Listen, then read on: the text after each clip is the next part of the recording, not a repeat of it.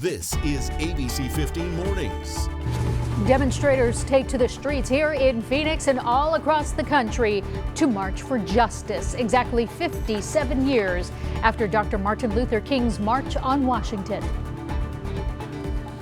And finally, some relief for healthcare workers here in the Valley as COVID-19 cases go down, but doctors are telling us it's important to keep our guard up.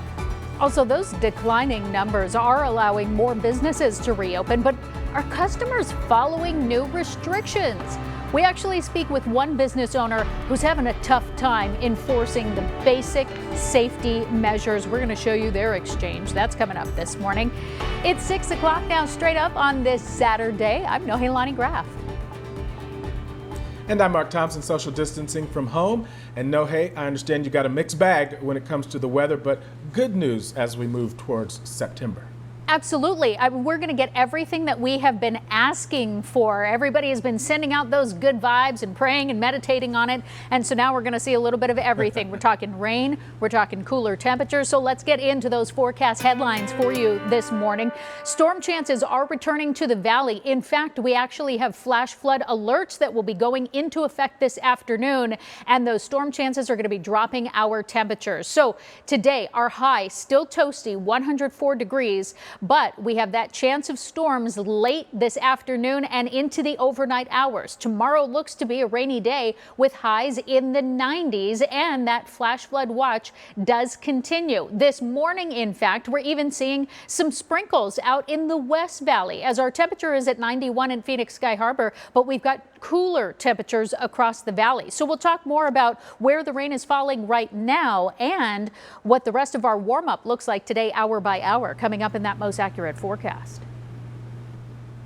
All right, no, hey, thank you. 6:01, and more businesses are reopening in the valley, but before they could welcome back customers, our COVID-19 numbers needed to improve, but doctors still warn we are not out of the woods just yet. Here's ABC 15's Zach Crenshaw. Ask any Arizona ER doctor. It was almost like a war zone. And they'll tell you about July on the job. It seemed like every patient had COVID, and there were people in the hallways with COVID-19. Now, we're actually discharging more patients with COVID-19 than we are admitting, which is really good. Frank Lavecchio working a shift at Valleywise when we spoke Friday. I think what we're seeing is people not coming in as quickly. Most of the COVID patients that we're seeing are not as ill. But most doctors trepidatious about the upcoming weeks. I know the city is opening up again.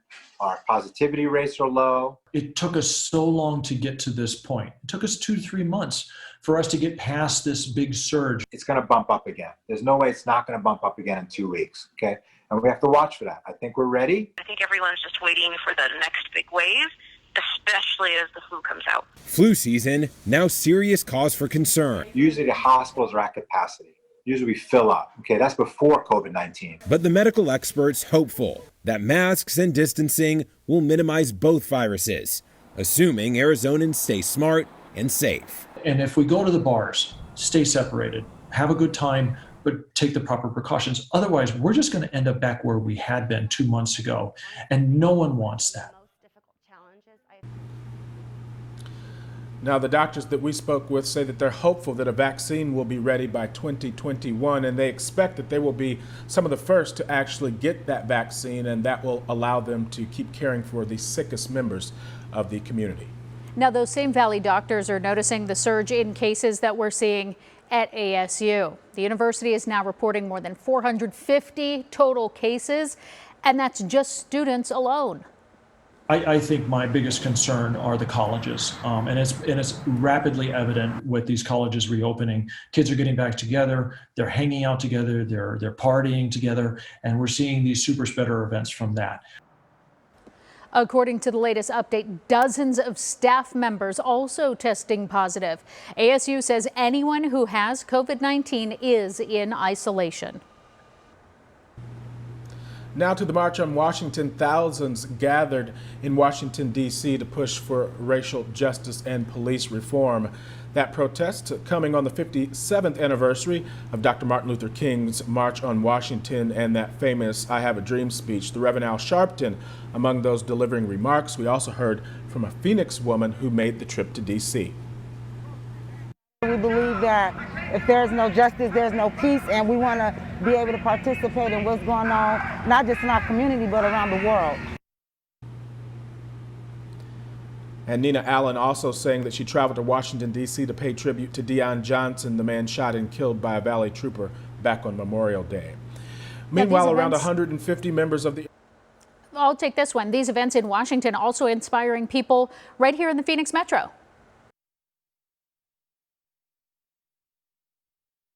A group called We Rising organizing a march near downtown last night. This event beginning at City Hall and continuing on to with civil rights activists, and they were reading some words from Dr. King's famous speech. In the process of gaining our rightful place, we must not be guilty of wrongful deeds. Let us not seek to satisfy our thirst for freedom by drinking from the cup of bitterness and hatred. We must forever conduct our struggle on the high plane of dignity and discipline. We must not allow our creative protest to degenerate into physical violence. The group also marching to Phoenix Police headquarters in a protest that went late into the evening. Meanwhile, around 150 members of the Arizona National Guard were sent to Wisconsin on Friday to help in the response to those protests there over the police shooting of Jacob Blake. This is video of those soldiers gearing up before taking off. Arizona, one of 3 states sending additional resources to Kenosha. And after a week of protests, the scene in Kenosha last night, it was peaceful. Over 100 people gathered in front of the courthouse to honor the life of Jacob Blake. The message of peace and hope was there, and the message that we won't tolerate for racial injustice and shooting at unarmed black people in this community. We're not going to tolerate that. After days of unrest in Wisconsin and across the country, organizers hope peaceful demonstrations like this one continue in Kenosha as the people demand justice for Blake and speak out against injustices that the local police forces across the nation are dealing with. Time now 6:07. Let's talk about that most accurate forecast. We're actually seeing a little bit of rainfall in the West Valley, looking more like sprinkles, but you might see some wet pavement out on the I-10 this morning, and also the Loop 303 in the far West Valley and portions of the Loop 101 in the West Valley. You might even hear some thunder rumbles, but our storm chances are much stronger later this afternoon and into the overnight hours. In fact, that's why we have a flash flood watch that's going into effect here in the valley and across southern and western Arizona at noon today. Will stay in effect through early tomorrow morning. So our temperatures are in the 80s now, but they'll be in the 90s by 9 o'clock this morning, lingering in the 90s through lunchtime, and then after that we're in triple digits, warming to 104 today. And you notice that those storm chances start to move in after lunchtime and get stronger after 5 o'clock, and then by midnight we've got a 50% chance of rain here in the valley. So I'll talk more about the timing and how much rain we could be looking at coming up in that full most accurate forecast. All right, no, hey, thank you so much. Back in business, you see here the Cliff Castle chopper flying across the valley Friday night as more bars, movie theaters, and water parks reopened to visitors. They were hitting the slides at Golfland Sunsplash in Mesa. We also flew over the Mill Avenue in Tempe and Harkins in Scottsdale. Now, those valley businesses, while they are back open, they're going to have to be careful because if they don't follow the rules, they could be shutting back down just as quickly as they reopened. The Arizona Department of Health Services keeping track of a number of complaints filed against businesses who some say are not following the rules. But what about those who are trying but find customers who just push back against them? It happened at 92 Drinks and Eats, that's off of the 101 in Shea last weekend. The owner trying to enforce social distancing rules and their mask policy. Eventually, they had to ask a group of women to leave. That's when they say that one of them blew in her face. After escorting them out, the same woman grabbed the owner's mask and took it off of her face. It seems like there are people out there that just want to fight the rules. We won't put up with that here. They won't be allowed. So it's just not enough to have the rules posted and to tell people you have to enforce it. The owner says that Scottsdale police were called and all 4 were issued trespassing orders. It's now 6:09 on your Saturday morning. Coming up, Hurricane Laura leaving behind a path of destruction all along the Gulf Coast. How the hardest hit areas are now working to clean up this morning. And some shocking news overnight. Actor Chadwick Boseman, most famous for his role as Black Panther, has passed away. A look at the legacy that he leaves behind. That's next.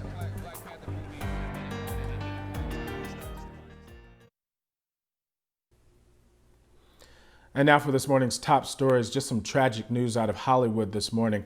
Fans of actor Chadwick Boseman are in mourning. The 43-year-old Black Panther star lost his 4-year battle with cancer. ABC's Jathan Nathanson has the very latest.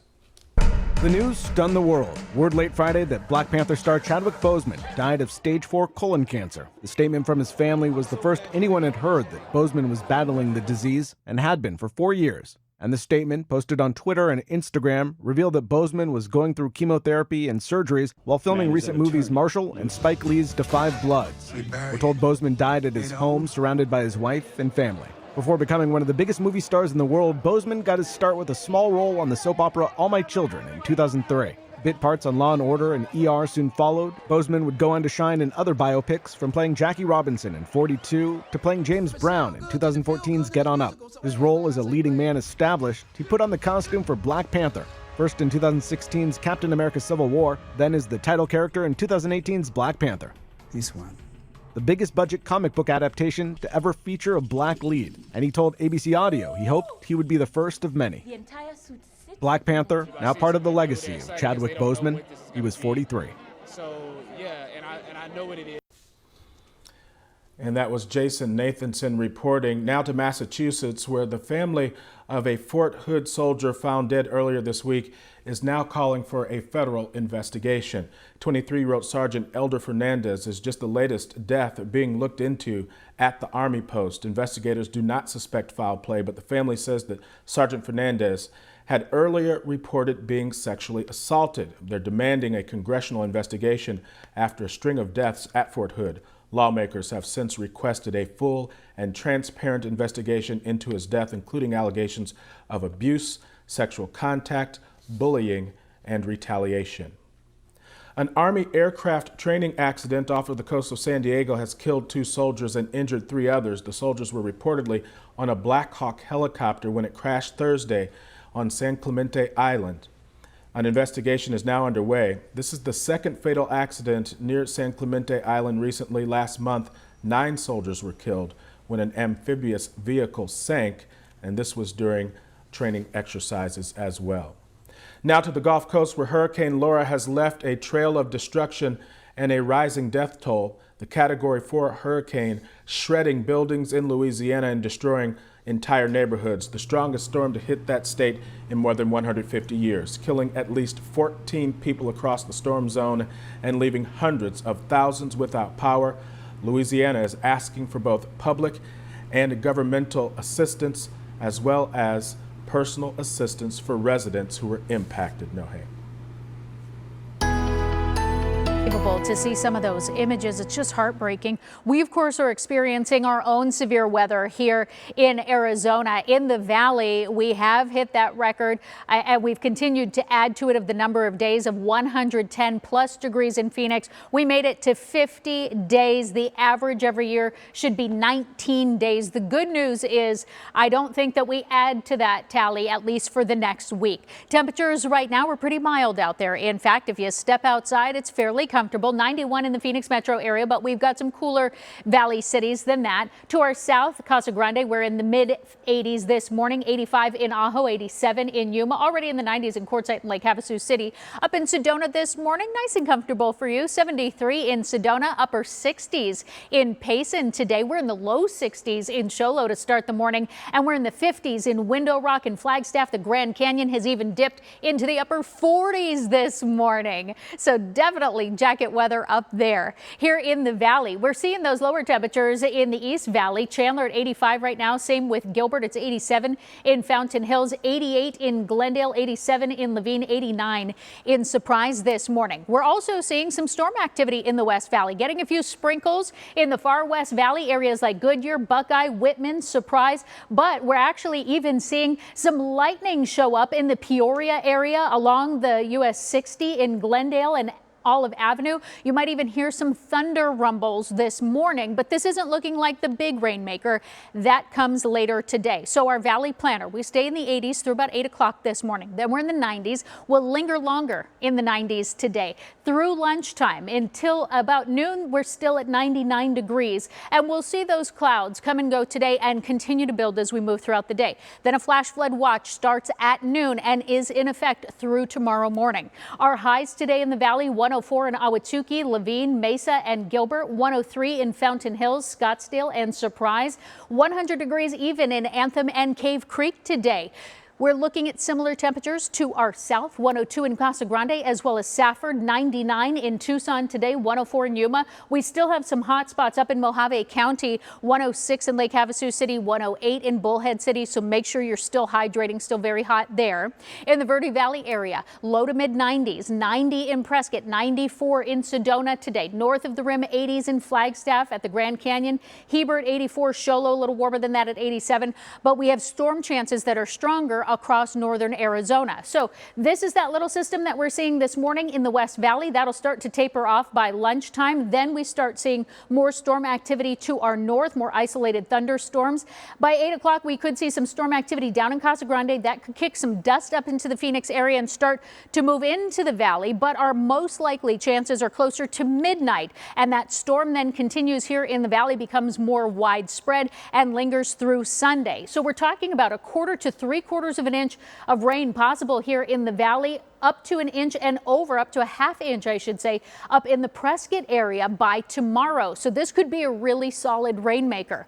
That's also going to dip our temperatures down into the 90s for Sunday and Monday. I don't even remember the last time that we saw the 90s, but it will be a welcome break, certainly, and still just at 100 degrees on Tuesday. So I'll show you how long this cool down will last in that 7-day forecast, and we'll talk more about these rain chances and the flood watches that are going into effect this afternoon. That's coming up in just a little bit. All right, Nohe, thank you so much. 6:19 now, and still ahead, a new learning space in the valley is welcoming kids who need somewhere to learn remotely. Also, the mayor of Tolleson, along with public health workers, they are going above and beyond to keep their community safe during the pandemic.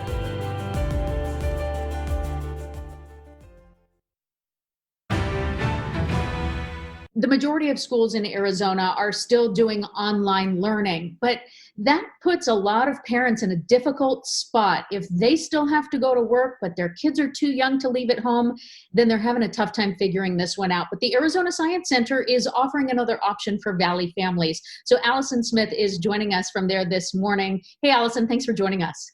Yeah, thank you for having me. So you guys are opening the Science Hall. What is that? How will it work? Yeah, so Science Hall really came about in response to the needs of parents in our community. We know that being a working parent and having a student at home doing remote learning is really tough. And so we wanted to be a solution. We wanted to help. So our Science Hall is a remote learning option for families. They can bring their students to a safe place where our instructors will help guide the students through their remote learning, making sure they're logging into their online classes. And then in addition to that, we have different STEM enrichment activities and hands-on engaging STEM lessons for the students to do when they're done with their online learning for the day. So is this an all-day program, half-day, after school? What are the options? Yeah, so this program is going to run from 7:30 to 4, so parents can drop off a little bit later or pick up earlier. We want to be flexible with that, but that 7:30 to 4 time frame is really meant for them to do their remote learning, and then we have other activities for them as well. So they're still logging on, doing their normal school day, and you just have people who are basically watching and assisting. What do they need to bring with them to make this work? Do we have to provide our own laptops, masks? Yes, so masks are definitely required. So we are adhering to the highest safety procedures. We're doing health screenings. We have hygiene practices and sanitation practices just to make sure we're being as safe as possible. So we are requiring masks. In terms of school supplies, we're providing the basics, the paper, the pencils, the markers, the crayons. But if there's anything in particular that your student might need, they'll need to bring that. They're welcome to bring their laptop. We have laptops that can be used if that's something that if a family has multiple students and only one laptop, we can definitely help with that. But otherwise, we are encouraging families to bring anything they might need for a typical school day. How many do you have room for? How many are you expecting every day? Yeah, so we are capping it at 48 per week because we do want to have those small groups, that small instructor to student ratio, so that way we're able to provide that individualized attention, because we know the reality is students have trouble logging into online classes. It's hard to remember which Zoom link to use on a day. So we do want to keep those small ratios. The 48 students are going to be broken into different grade groups, so that way the students are in a room of their peers. And we do have space this week, and we have space for the upcoming weeks as well. And so that sort of leads into this question a little bit. We've been talking a lot about the benchmarks that schools are trying to meet, and for the most part, many of them have not met all of them to be safely to go back into a classroom. So what can you tell parents that makes you different? Why is it okay to bring kids to the science hall? Yeah, so we really have the luxury of space.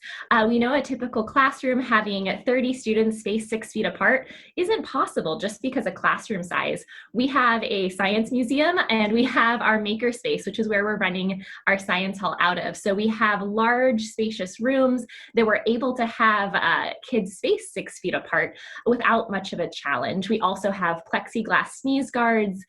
We have the disinfecting sprays. We have a lot of those materials that may be more challenging for a school at this current time because we have these safety best practices with our museum, and we have it for our science. If anybody's going to follow the science, it would be the science center that would be on top of it. So is there a cost, and how do you get your kids signed up? Yeah, great question. So there is a fee associated. So it's $200 for members for the week, $250 for non-members. But we know cost is challenging at this time as well, and we don't want cost to be a barrier. We do have scholarships available thanks to our generous funders and community partners. So our scholarship application is on our website if that is something that a family needs. And tell us that website before we go, Allison. It is azscience.org. Okay, at least we have another option for parents. We want to give them as many as they can right now, especially if their hands are tied. Allison Smith from the Arizona Science Center, thank you for what you guys are doing. We really appreciate your time.